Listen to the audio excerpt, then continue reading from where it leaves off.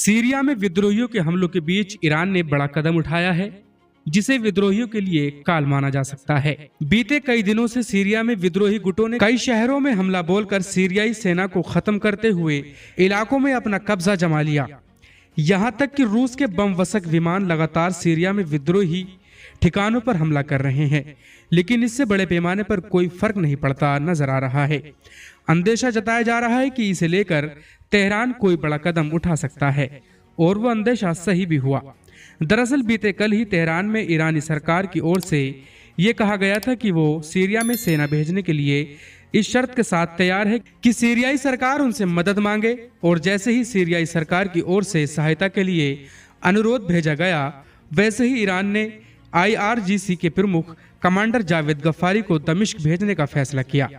इससे लेकर दुनिया भर की निगाहें अब ईरान के इस फैसले पर टिक चुकी हैं। गौरतलब है कि साल 2017 में सीरिया में की गई सैन्य कार्रवाई के चलते गफ्फारी को अलेप्पो का कसाई के नाम से भी जाना जाता है, यानी गफ्फारी विद्रोहियों के लिए काल साबित हुए हैं। बता दें, जावेद गफ्फारी साल 2011 में सीरिया में शुरू हुई गिरही युद्ध के दौरान तैनात होने वाले पहले और RGC कमांडरों में से एक हैं।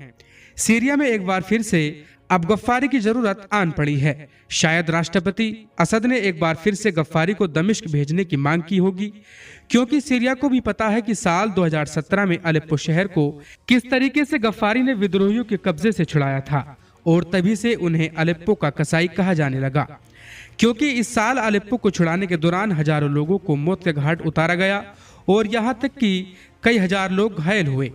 बता दें कि सीरिया में साल 2011 से जारी गृह युद्ध के दौरान IRGC कमांडर गफ्फारी ने सीरिया में कई साल तक अपनी मॉनिटरिंग की थी।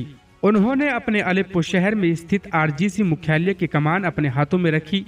फिर बाद में सीरिया में IRGC और बासी फोर्स के साथ साथ IRGC प्रॉक्सी बलों के मुख्य कमांडरों में सबसे ज्यादा पसंदीदा बन गए। सीरिया में फिलहाल देखा जाए तो विद्रोहियों के बढ़ते दबदबे के कारण असद सरकार खतरे में है, और समय पर सही एक्शन नहीं हुआ तो शायद तख्ता पलट भी हो जाए।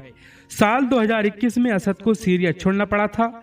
इसके पीछे की वजह थी उन पर अमेरिकी सेना पर हमला करने और वॉर क्राइम जैसे आरोप। लेकिन सीरिया में एक बार फिर से मुश्किल समय आने पर दमिश्क पहुंचकर गफ्फारी ने यह साबित कर दिया कि विद्रोहियों को खदेड़ने का अंतिम रास्ता वही है। फिलहाल सीरियाई सेना विद्रोहियों के सामने हर रोज घुटने टेकते हुए नजर आ रही है। कट्टरपंथी संगठन हयात तहरीर अल शाम यानी STS के साथ कई दूसरे गुटों ने दो शहर मुख्यतः अलेप्पो और इदली पर अपना कब्जा जमा लिया। सीरिया के ऐसी मुश्किल स्थिति में ईरान मदद करने के लिए RGC कमांडर को दमिश्क भेजकर संगठन हयात तहरीर अल शाम यानी STS के साथ कई दूसरे गुटों ने दो शहरों मुख्यतः अलेप्पो और इदली पर अपना कब्जा जमा लिया। सीरिया के ऐसी मुश्किल स्थिति में ईरान मदद करने के लिए RGC कमांडर को दमिश्क भेज तो दिया है, लेकिन क्या इस बार भी कामयाबी वही पुरानी मिलेगी? ये देखना अपने आप में बड़ा ही दिलचस्प होता जाता है। बहरहाल इस रिपोर्ट में इतना ही। बाकी की तमाम बड़ी खबरों के लिए सब्सक्राइब करें हमारे चैनल को और बेल आइकन जरूर दबाएं।